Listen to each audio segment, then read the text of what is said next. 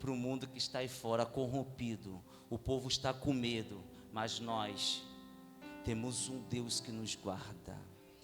Temos Deus forte e poderoso, que não perdeu e nunca irá perder uma batalha. É um Deus que fala para a gente: vai, porque eu sou contigo. Não tenha medo, esforça-te, porque eu sou teu Deus. Josué, quando foi chamado por Deus para ser sucessor de Moisés, ele teve medo. E o medo está tentando paralisar muita gente. Esse medo chegou um dia à minha porta, para querer travar. Mas eu tive que escolher avançar ou retroceder.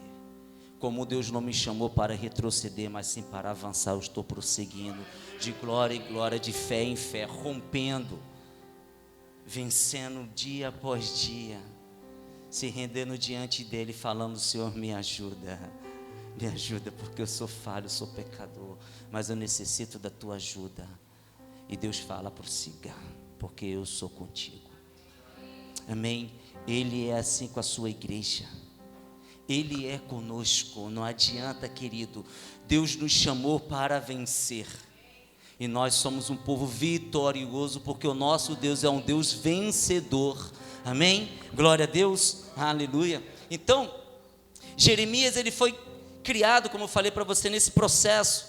E passando-se esse período, o reinado da Síria começou a enfraquecer um pouquinho. Os reis que ali estavam subordinados a esse rei assírio, que eu esqueci o nome dele agora no momento, e um desse foi Josias, ele começou a deixar de dar tributo a esse rei, e ele começou a voltar os olhos para a casa do Senhor. Ele começou a querer restaurar a adoração na casa do Senhor. E nesse período começaram a surgir ali o Império Babilônico, o Egito, e um outro, que no momento fugiu da minha mente.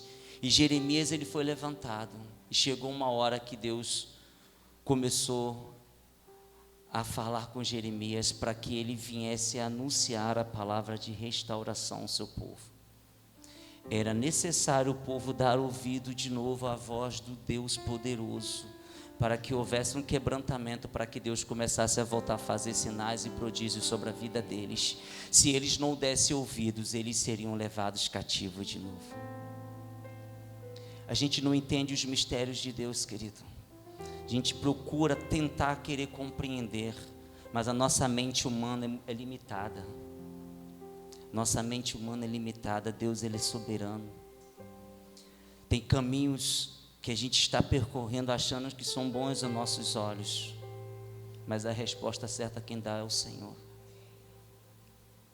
A resposta certa está na mão de Deus. E a gente tem que ter cuidado de que forma nós estamos percorrendo esse caminho. O Espírito Santo, ele traz um alerta à igreja. Os sinais estão sendo bem claros, aquilo que está acontecendo no mundo. O nosso mestre está voltando.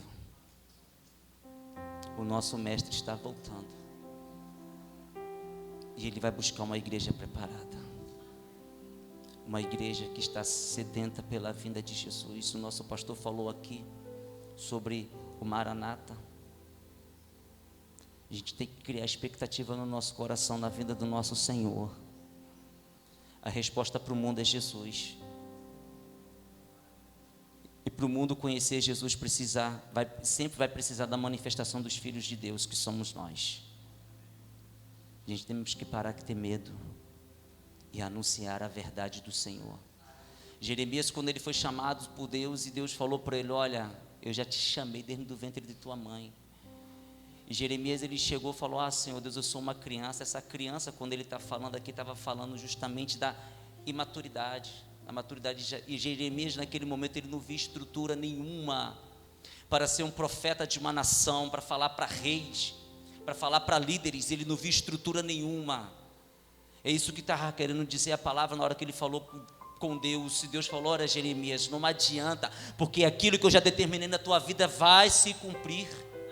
já foi determinado por mim, Jeremias. Não adianta você querer justificar, porque eu, quando te chamei, já estabeleci com você um concerto. Deus está falando com alguém aqui nessa casa. Já estabeleceu com você um concerto. Nós não somos capacitados, porque quem capacita a gente é o Espírito Santo.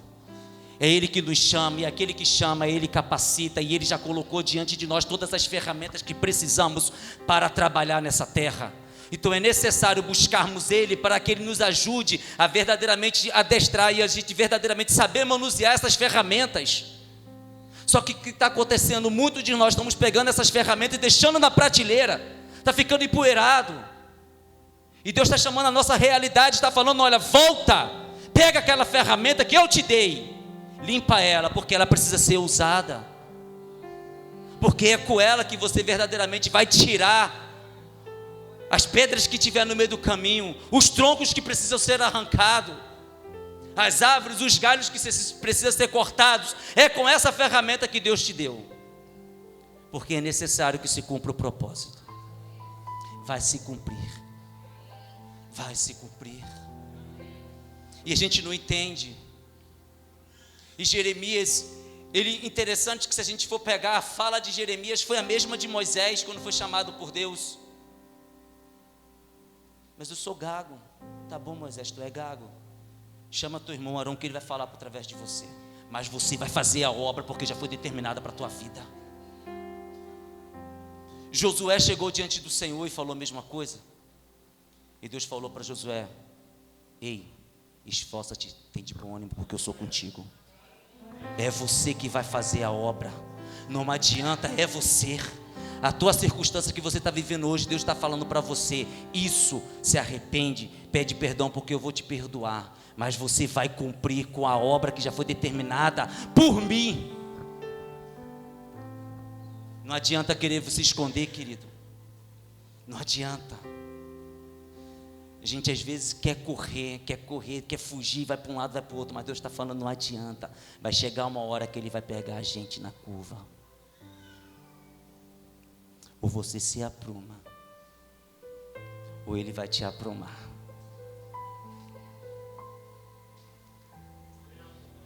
Aleluia. Glória a Deus, amém. É interessante que a gente vê aqui Jeremias falando tudo sobre tudo isso, e Deus ele pega e fala o quê? Jeremias, o que você está vendo aí? Depois que ele falou tudo isso para Jeremias: o que você está vendo, Jeremias? E Jeremias fala assim, no versículo 11: e veio a minha palavra do Senhor dizendo: o que vês, Jeremias? E ele disse: eu vejo uma vara de amendoeira, frutos. Vesti bem, Jeremias, porque o velho cumprir com a minha palavra. Aquele que começou a boa obra é fiel, querido. Que começou a boa obra é fiel para aperfeiçoar e terminar. A gente tem que permanecermos no caminho. Pedras, lutas e dificuldades se levantarão contra nossas vidas para tentar fazer a gente parar. Quem retrocede é fracassado. Quem retrocede é medroso. E Deus não nos chamou para retroceder, porque Ele não se agrada. Ele não tem prazer naquele que meteu a mão no arado e volta. Você aceitou? Veio aqui na frente falar: Jesus, me aceita, porque eu quero te reconhecer como suficiente Salvador. Glória a Deus. Agora cumpra com o propósito que já foi determinado para você. Seja fiel à minha palavra. Permaneça nos caminhos, porque só receberão a coroa da justiça, da vitória, aqueles que forem fiel até o fim. O mestre está voltando. Capítulo 18.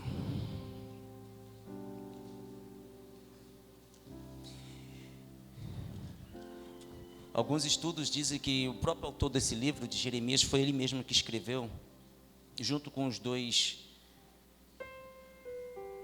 esqueci agora no momento o nome que foi dado, mas dois ajudadores que tinham junto com ele, que iam relatando. E interessante que Jeremias, ele, nesse processo todo, ele foi indagado pelo próprio Deus a não se casar. Aí você olha assim, caramba, mas poxa, não. Sabe por que Deus não permitiu que Jeremias se casasse? Porque a obra que Jeremias tinha que fazer era muito grande. Jeremias é um dos profetas mais citados por Jesus nos evangelhos. Depois dele vem o profeta Isaías. Jeremias, ele tinha um chamado, um propósito que tinha que se cumprir. Jeremias foi crescendo, foi através do profeta Jeremias que foi pronunciado, que foi anunciado o exílio babilônico. O rei Nabucodonosor veio por 2 vezes contra Judá. Primeira vez ele sitiou Israel. Antes dele chegar, o rei Zedequias não, Josias, o rei Josias, quando ele começou, o rei Nabucodonosor II, ele cercou Jerusalém em menos de 3 meses, todas as entradas. O rei não tinha mais como fazer nada. E a Babilônia veio. O rei Nabucodonosor levou uma primeira leva. Nessa primeira leva foi levado Daniel e aquela turma que você conhece. Depois você procura estudar um pouquinho. Foi levado. E Jeremias foi poupado. E o rei que ali estava, ele tentou ficou desesperado, preocupado, e Deus falou para Jeremias: olha, fala para ele, Jeremias, que a resposta não está naqueles que ficaram, não. A resposta está naquele que for exilado, porque eu vou transformar os corações dele. Eles estão passando por um processo, é necessário. Sabe por quê? Porque estão virar as costas para mim. A gente às vezes está passando por dificuldades, por lutas, porque muitos de nós às vezes estão virando as costas para o Senhor. Estamos confiando muito no nosso braço. Confiando muito no nosso braço e esquecendo que é o Senhor que nos dá força. É o Senhor que nos fortalece. É o Senhor que nos dá a capacitação. A gente tenta querer resolver as coisas do nosso jeito e não busca conselhos ao Senhor. Aí depois que o leite derrama, a gente vai aos pés de Jesus. E aí? Jesus vai te ajudar, mas vai ser do jeito dele. Vai ser do jeito dele. E depois aconteceu de novo nesse período, Jeremias foi poupado, ele falou com o rei. Veio a segunda leva. O rei Nabucodonosor entrou e destruiu toda a Judá. E levou o restante. E Jeremias mais uma vez foi poupado. Foi jogado em caverna. Jogado no poço, aliás. A gente não entende. Aí por que Deus não permitiu que Jeremias casasse? Jeremias, foi perseguido, foi açoitado, teve que fugir. Imagina a família dele padecendo com tudo isso. Deus estava poupando Jeremias e poupando aquela pessoa que fosse casar com ele, porque ia sofrer. E depois que aconteceu isso tudo, que o rei Nabucodonosor levou a segunda leva, Jeremias, ele fugiu, foi poupado pelo rei, ele fugiu para o Egito. E qual foi o final de Jeremias? Ele conviveu naquele lugar, e alguns estudiosos dizem que Jeremias, ele foi morto, né, pelos seus parentes, né, compatriotas, não sei qual o nome que foi dado, mas naquela cidadezinha onde se encontrava, tem um nome que está aqui, mas eu não vou abrir no livro não. Mas Jeremias morreu. Mas antes de Jeremias morrer, Deus teve que chamar Jeremias e falou para ele, capítulo 18. Amém? Estou encerrando. A palavra de hoje é uma palavra de despertar. Vai se cumprir. E diz assim, versículo 1, e a palavra do Senhor que veio a Jeremias dizendo: levanta-te e desce à casa do olheiro, e lá te farei ouvir as minhas palavras. E desci à casa do olheiro, e eis que ele estava fazendo a sua obra sobre as rodas. Repita comigo: estava fazendo a sua obra sobre as rodas. Aleluia. Como o vaso que ele fazia de barro se quebrou na mão do olheiro, tornou a fazer dele outro vaso, conforme o que lhe pareceu bem aos seus olhos. Então veio a minha palavra do Senhor, dizendo: não poderei eu fazer de vós como fez este olheiro, ó casa de Israel? Assim diz o Senhor: eis que, como barro na mão do olheiro, assim sois vós na minha mão, ó casa de Israel. Encurtar essa história, não adianta. Nós somos barro na mão do olheiro. A gente está sobre a roda e Ele está preparando a gente. Mas quando Ele vê que o barro não está legal, Ele quebra e faz conforme Ele quer de novo. Ele não restaura, porque quem restaura o homem, Ele faz vaso novo. Aquele que foi amassado, há uma graça de Deus nessa casa. A gente estamos sendo moldados pelo Senhor. E quando Ele vê que não está de acordo com aquilo que Ele estabeleceu, é necessário Ele quebrar, amassar e começar a fazer de novo um vaso conforme o seu querer, conforme a sua vontade. E deixa eu falar para você, querido, nós somos esses vasos na mão do olheiro. Um vaso vazio, ele não serve de nada a não ser para enfeite.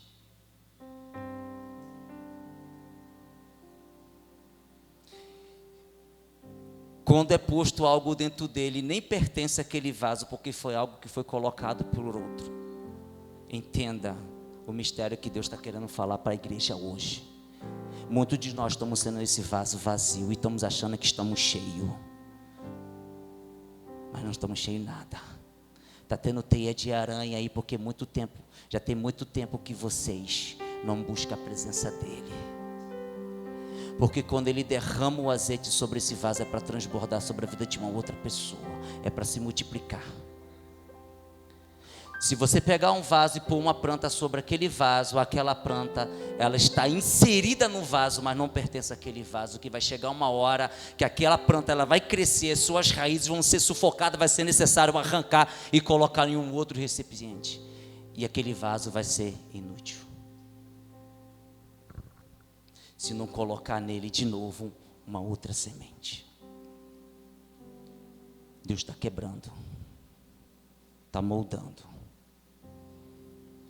Não adianta, vai se cumprir aquilo que Ele determinou. De um jeito ou de outro, nós estamos na mão do olheiro. Ele não tirou a mão da igreja, a mão dele continua sobre as nossas vidas, e Ele que vai fazer conforme Ele quer. Não somos nós que vamos ditar para Deus o que Ele tem que fazer, é Ele que vai falar e vai dizer aquilo que Ele quer fazer. Nós estamos na mão dEle. E quando Ele vê que não está de acordo, Ele quebra.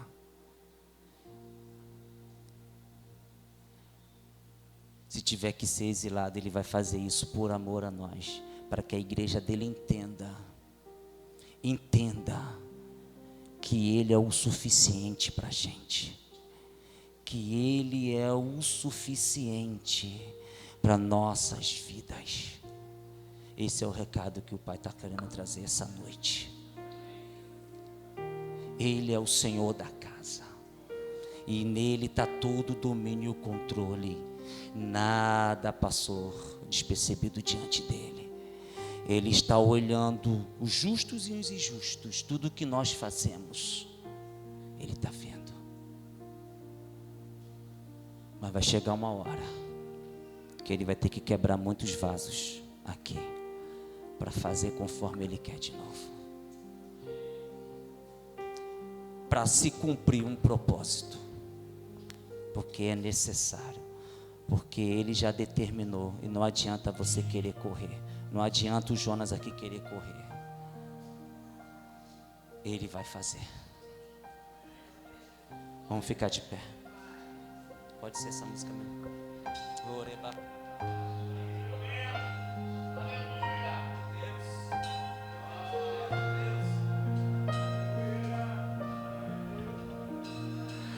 Teu olhar desvenda o meu olhar e me faz enxergar quem realmente eu sou. Tuas mãos moldam o meu viver.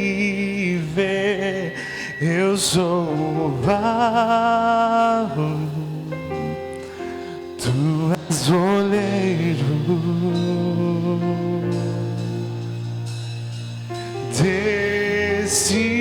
Decidi não me esconder de ti.